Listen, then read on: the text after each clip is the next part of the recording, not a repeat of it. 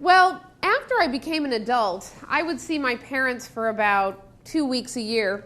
Every year during Christmas, I would go home for a week, and then my parents would come to visit me for another week during the year, wherever I was living, and that was usually in Los Angeles or Manhattan.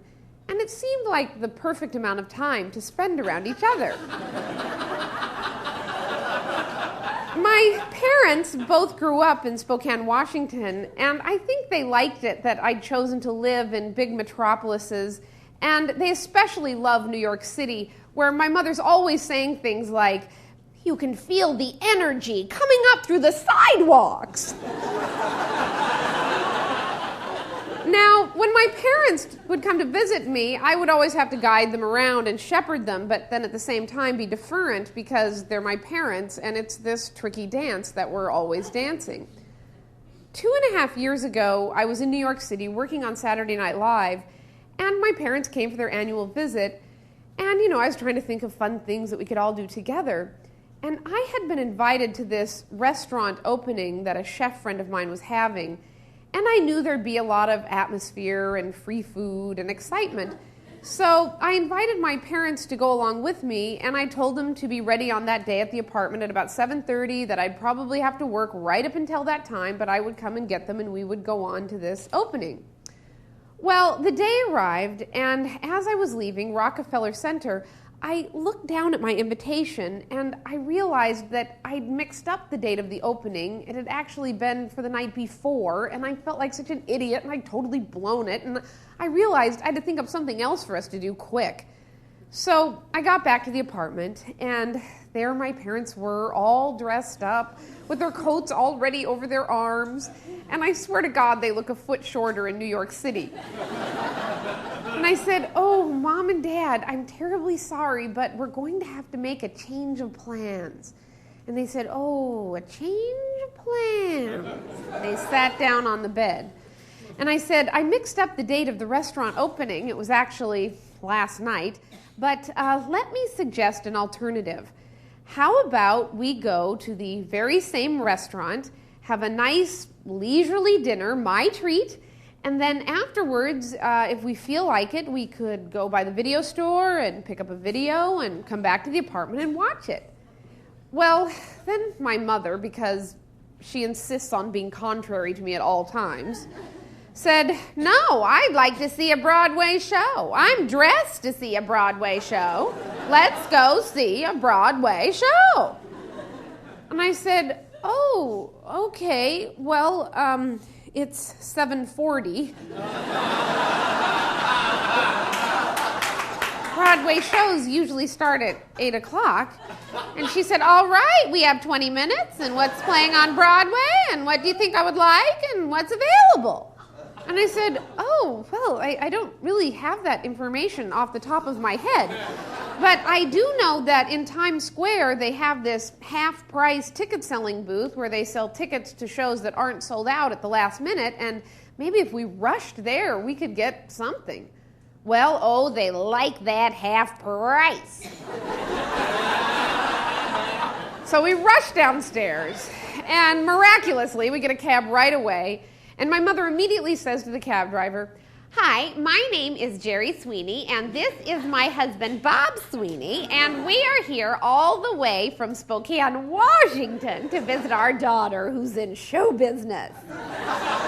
And we would like it if you would take us to Times Square, where they sell those half-price tickets to the Broadway shows, and then wait for us there while we decide what theater we'd like to go on to." Well, I have to explain to my mother that, well, first, the cab driver can't understand anything she's just said. And secondly, it's not really appropriate to ask a cab driver to wait for you in Times Square at 10 to 8 while you decide what theater you're going to go to. So we all pile out of the cab, we rush up to the booth, and I realize I have to quickly explain the rules to them as they were at that time. And I said, "Mom and Dad, here's a list of the plays. If there's a line through the play, it means it's sold out and unavailable. If there's not a line through the play, it means it's available. So let's quickly choose a play." So my mother looks up and she says, "Well, I would like to see the Sisters Rosenzweig." And I said, first it's Sisters Rosenzweig, but secondly, it's unavailable, as you can see by the line through it. And she goes, oh, nonsense is playing. And I said, oh, nonsense. And she said, your father and I saw that in Ashland, and it is hysterical. And I said, oh, I just have to say that I have no interest in seeing nonsense.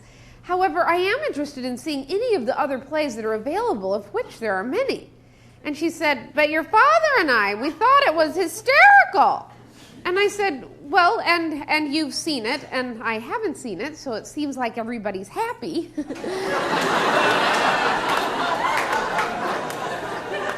Maybe we could just choose something else. And she said, we thought it was hysterical.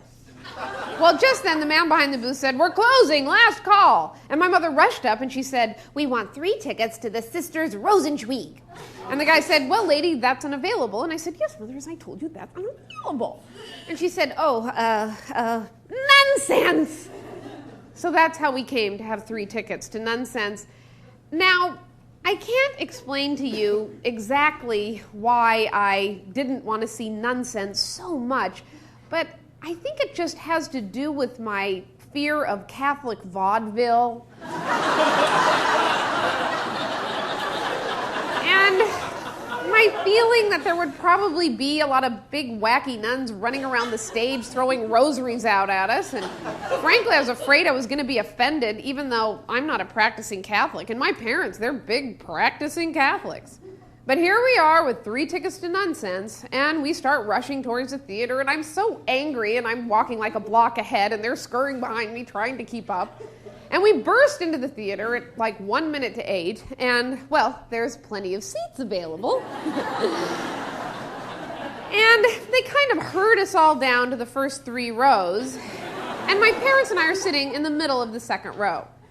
Well, the play starts, and it's just as I feared. There's the big, chubby, singing Carmen Miranda nun, and then there's the big, tall, homely, athletic nun, and then there's a really beautiful, quiet, and sweet, how did she become a nun?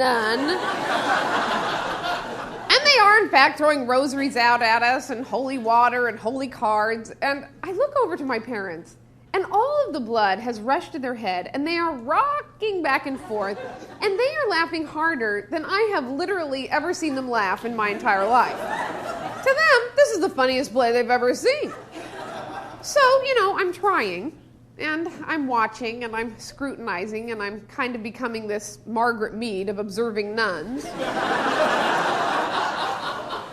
Then, all of a sudden, right in the middle of the second act, the big Carmen Miranda singing nun stops the entire show, looks right into the audience, and says, hey, I think we have a celebrity in the audience. Isn't that Pat from Saturday Night Live?